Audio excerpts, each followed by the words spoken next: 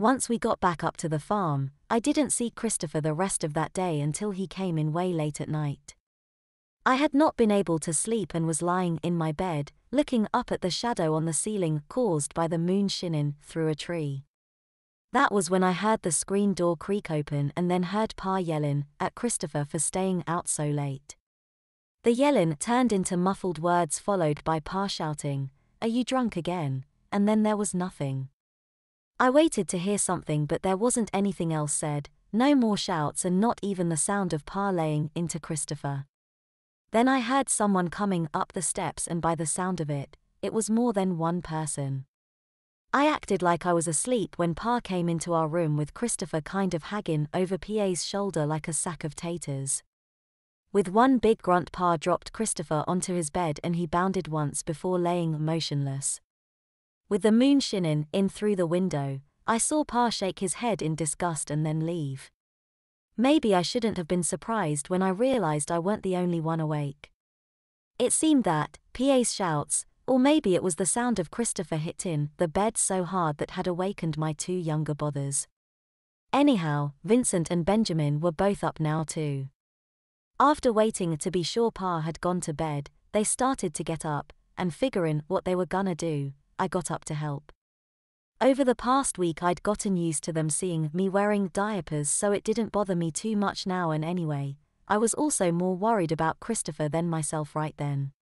To say that Christopher smelled horrible would really be putting it kindly. The only thing I can compare him to is what a decaying snake in moonshine would smell like. The front of his clothes was covered in vomit and it looked like maybe he might have been in a fight cause his nose and upper lip had dried blood caked to it. This isn't the first time we seen Christopher like this. It happened once before and Pa had laid into Christopher so bad that Ma had to stop him. I honestly didn't want to be around in the morning when Pa got a hold of Christopher. Vincent, Benjamin, and me started getting Christopher out of his clothes. Benjamin was working on unbuttoning Christopher's shirt while Vincent was trying to untie his boots and I was unfastening his belt. Oh man, he peed in his pants. Both of my younger brothers stopped what they were doing and looked at me in disbelief that I, of all people, would say something like that.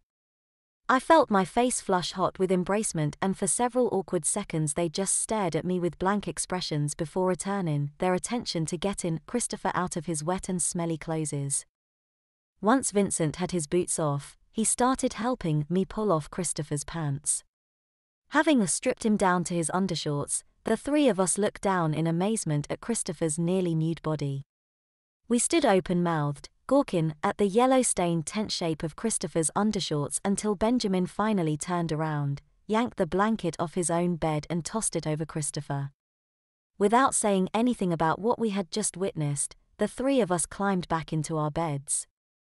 I don't think any of us boys, aside from Christopher, slept the rest of that night. I had two images in my head that I could not get myself to quit thinking about. The first was seeing Christopher's thing all hard and pushing his undershorts up like that, and the other was the scene I knew would play out once the sun came up. Several things were missing Monday morning from the breakfast table, two of which were Christopher and Pa, and the other was the normal morning chatter. Every last one of us sat in silence eating our fried eggs and toast and trying our best not to make eye contact with each other. As soon as we were done, Ma kissed us, gave us our sack lunches and shooed us out the door. I was the last one out the door and Ma helped me put my backpack on and said, "If you need changed, you go to your school nurse just like at your old school." I started to ask something but she cut me off. "Already spoke with your teachers and everyone else at your school.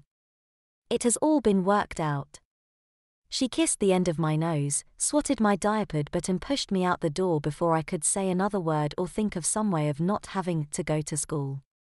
Now, standing on the front porch, I felt for the first time real fear, and had I not seen what I saw just then I am sure it would have brought me to tears and I would have run back inside crying and begged Jin not to have to go to school in a diaper. You see, when Vincent, Benjamin and I woke up this morning, Christopher and his dirty clothes from yesterday were already gone from our room. His bed had also been stripped down to the mattress, which had a new and all too familiar looking stain on it. The three of us gave each other knowing glances and Benjamin looked like he wanted to say something but he managed to hold his tongue. While Vincent and Benjamin was getting ready for school, I had started to rush to the bathroom to wash myself but was stopped when Vincent reached out and grabbed my arm. "Hey," I said softly in protest. With just a look, he relayed to me that I didn't need a bath this morning. Confused, I pointed toward the bathroom and he pointed down at my diaper and gave my rubber pants a flick with his finger. Since the rubber pants that covered my diaper are a sort of dark yellow-brown color, I didn't get what he meant until I lifted my nightshirt, thrust my hand inside and felt that I was dry. I'd been awake all night long, so I had not wet the bed last night. I was so happy about it that it did not occur to me until I was on the bus to school that there was no way that Vincent could have known I was dry just by looking. But that thought didn't stay with me for very long, cause a few minutes later the bus had pulled up in front of my school and everything inside my head just sort of went liquid and drained out of me. Since I didn't need to bathe, I also didn't need to have Ma, or any of my sisters to help me get changed into a dry diaper.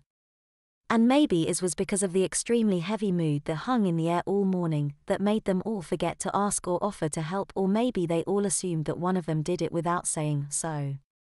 Standing on the porch, I saw Pa in the back of his pickup truck and Christopher was up in the loft to send bales of hay down for Pa to catch. They were working like nothing had happened last night. Without stopping their work, Pa called out, "You kids have a good day at school," and as if it was something completely normal of him to say, he said, "And Nevada? Did you remember to take extra diapers?" Sure, it was just my brothers and sisters that were around to hear him, but I still felt like I wanted to climb under the grass to hide. I was so thankful when Kristen answered for me. Ma had me put some in his backpack last night.